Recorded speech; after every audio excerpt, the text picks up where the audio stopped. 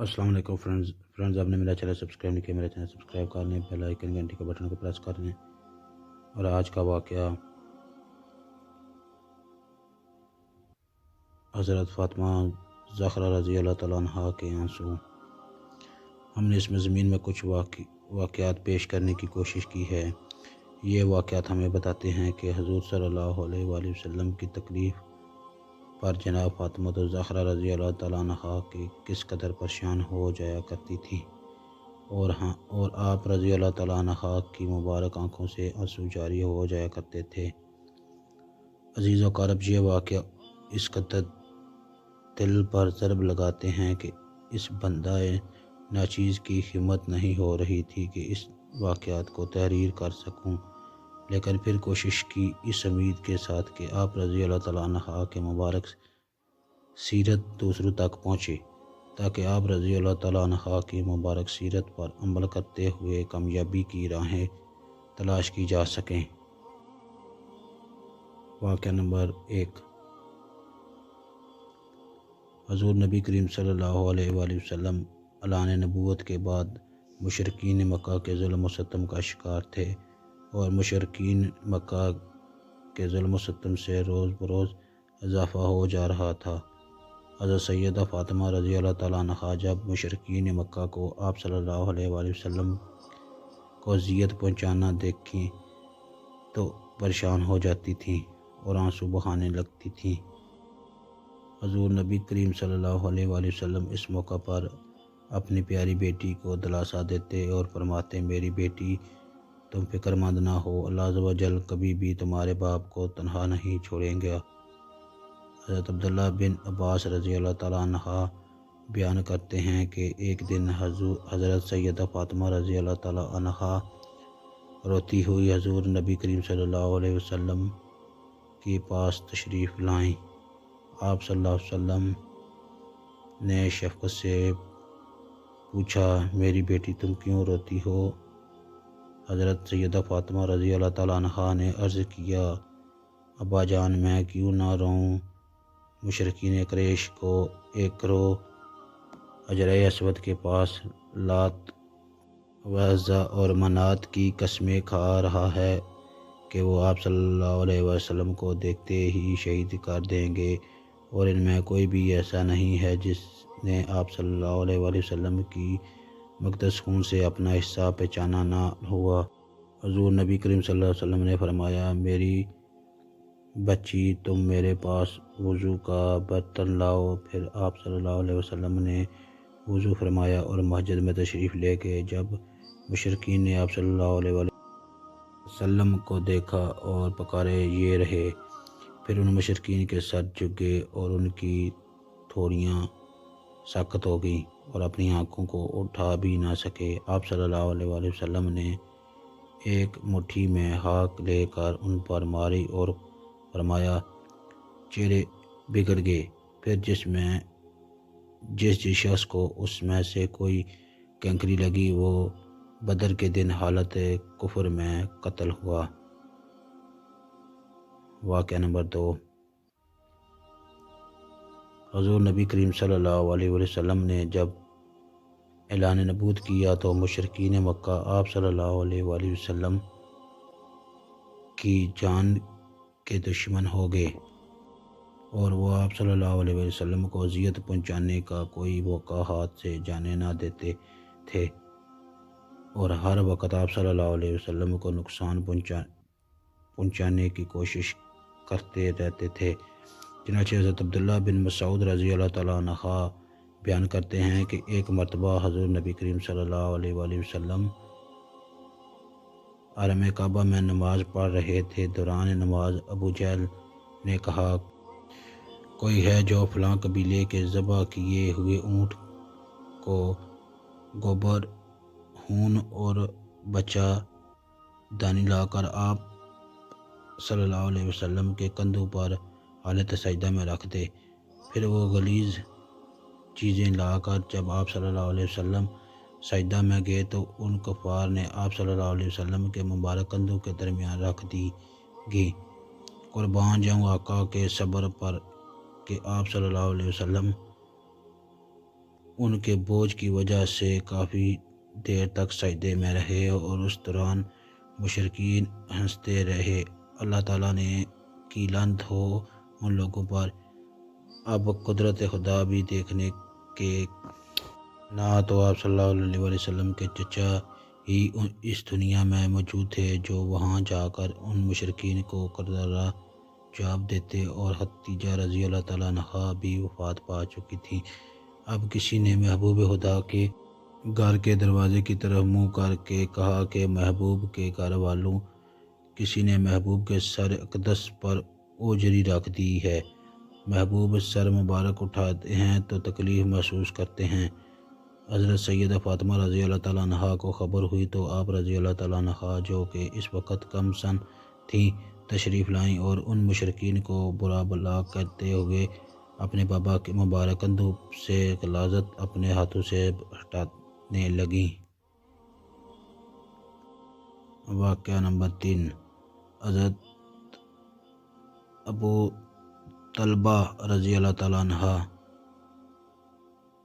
سے مروی ہے کہ حضور صلی اللہ علیہ وسلم ایک مرتبہ ایک غزوہ سے واپس لوٹے۔ آپ صلی اللہ علیہ وسلم مسجد میں تشریف لے کے اور 2 رکعت نماز پڑھی۔ آپ صلی اللہ علیہ وسلم کو یہ بات زیادہ پسند تھی کہ جب بھی سفر سے واپس لوٹتے تو مسجد میں 2 رکعت نماز ادا فرماتے اور اس کے بعد اپنی پیاری شہزادی حضرت سیدہ فاطمہ رضی اللہ تعالیٰ عنہا کے پاس جاتے اور پھر ازواج مطہرات میں ان کے ہاں تشریف لے جاتے۔ آپ رضی اللہ تعالیٰ عنہ کے شوہر حضرت علی کرم اللہ وجہہ الکریم فرماتے ہیں کہ حضور نبی کریم صلی اللہ علیہ وسلم کے آنے کی خوشی میں سیدہ فاطمہ رضی اللہ تعالیٰ عنہ گھر کی صفائی کر رہی ہیں، گھر کو سجا رہی ہیں۔ جب آپ صلی اللہ علیہ وسلم 2 رکعت نماز ادا کرنے کے بعد حضرت سیدہ فاطمہ رضی اللہ تعالیٰ عنہ کے پاس گئے اور وہ اپنے پیارے بابا کے استقبال کے لیے دروازے پر آئیں۔ آپ رضی اللہ تعالیٰ عنہ بہت خوش تھیں، لیکن جیسے ہی اپنے بابا کا مبارک چہرہ دیکھتی ہیں تو چومنا شروع کر دیتی ہیں اور رونے لگتی ہیں۔ سیدہ فاطمہ رضی اللہ تعالیٰ عنہ کا چہرہ مبارک آنسو سے بھر جاتا ہے۔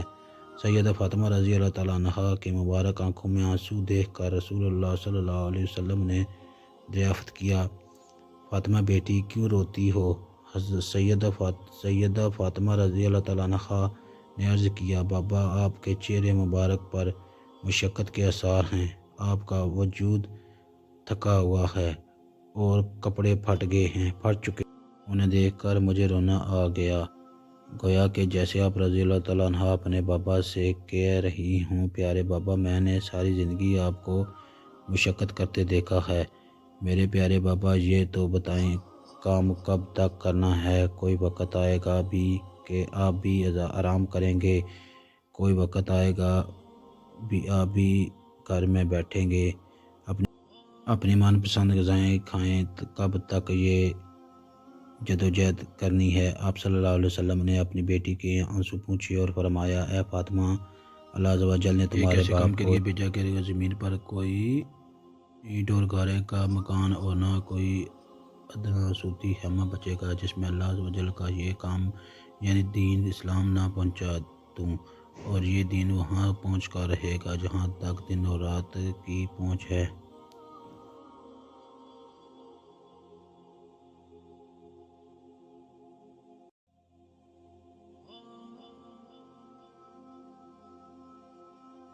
غزوہ احد کے موقع پر حضور نبی کریم صلی اللہ علیہ وسلم جب زخمی ہوئے اور یہ افواہیں سرگرم ہوئیں کہ آپ صلی اللہ علیہ وسلم کو شہید کر دیا گیا تو حضرت سیدہ فاطمہ رضی اللہ تعالیٰ عنہ کو بہت صدمہ ہوا، غم سے نڈال میدان جنگ میں پہنچی اور جب آپ صلی اللہ علیہ وسلم کو دیکھا تو حواس برحال ہونے اور حضرت سیدہ فاطمہ رضی اللہ تعالیٰ عنہ نے آپ صلی اللہ علیہ وسلم کا خون آلود چہرہ صاف کرنا شروع کیا۔ حضرت سیدہ فاطمہ رضی اللہ تعالیٰ عنہ کے اس کردار کے متعلق حضرت سال بن سعد رضی اللہ تعالیٰ عنہ فرماتے ہیں حضور نبی کریم صلی اللہ علیہ وآلہ وسلم کے دانت مبارک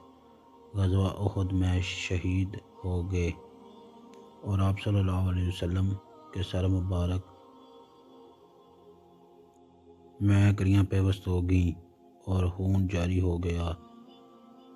جو رکنے کا نام نہ لیتا تھا۔ اس موقع پر حضرت سیدہ فاطمہ زہرا سلام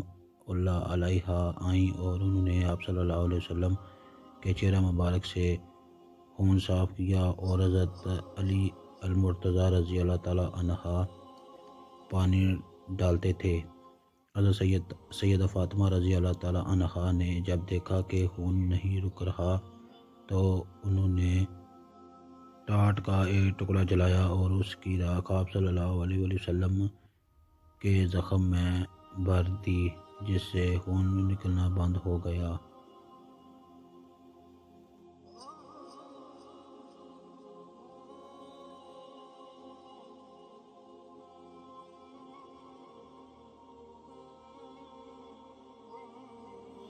حضور نبی کریم صلی اللہ علیہ وسلم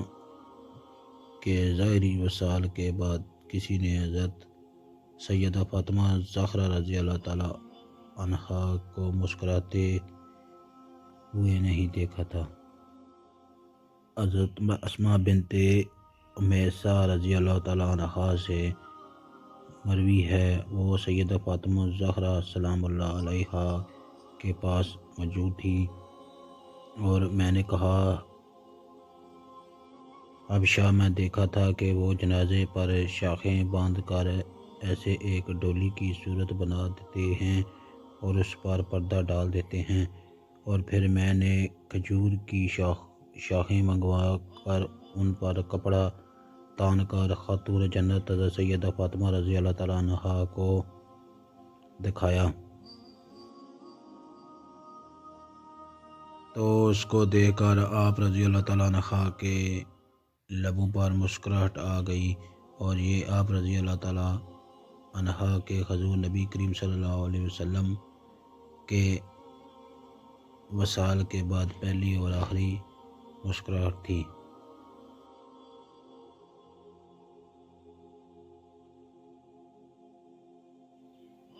حضرت سیدہ فاطمہ رضی اللہ تعالیٰ عنہا نے مجھ سے کہا میرا جنازہ بھی یوں اٹھایا جائے اور بے پردگی نہ ہونے دی جائے۔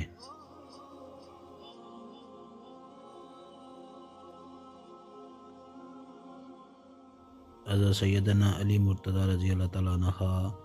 اکثر و بیشتر اپنی خوشی قسمتی کا بیان کرتے تھے اور کہتے تھے کہ میں اس پر جتنا بھی فخر کروں کم ہے کہ حضور نبی کریم صلی اللہ علیہ وسلم نے اپنی لاڈلی بیٹی خاتون جنت حضرت سیدہ فاطمہ رضی اللہ تعالیٰ عنہ کا نکاح مجھ سے کیا اور پھر میں ان کے بچوں کی وجہ سے اہل بیت میں شامل ہوا۔ حضرت عبداللہ بن عباس رضی اللہ تعالیٰ عنہ سے مروی ہے، فرماتے ہیں حضور نبی کریم صلی اللہ علیہ وسلم کے اہل بیت جنت کے باغات میں ہوں گے، اچانک ایک نور بلند ہوگا اور گمان یعنی یہی ہوگا کہ شاید سورج طلوع ہوا ہے، اور پھر اہل بیت ایک دوسرے سے کہیں گے کہ اللہ عز و جل کا فرمان ہے کہ جنت میں سورج نہیں ہے۔ ابھی وہ یہ باتیں کرتے ہوں گے کہ اللہ عز و جل ان میں سے فرمائے گا یہ نور حضرت سیدہ فاطمہ رضی اللہ تعالیٰ عنہ اور حضرت علی المرتضیٰ رضی اللہ تعالیٰ عنہ کے مسکراہٹ کا نور ہے، اور اس نور کی چمک سے جنت کے باغات روشن ہو گئے۔